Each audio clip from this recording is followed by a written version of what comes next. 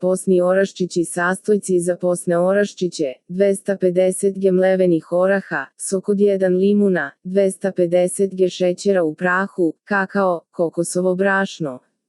Posni oraščići se pripremaju na sledeći način: u jedan porkulanski sud staviti samlevene orahe, dodati šećer u prahu, ucediti sok od limuna i zamesiti testo. U testo staviti kakao rastvoren sa malo vode. Od testa praviti kuglice, pa polovinu uvaljati u kakao, a drugu polovinu u kokosovo brašno. Za najnovije recepte kliknite subscribe, like i zvons, svaki dan najnoviji recepti, zato nas zapratite.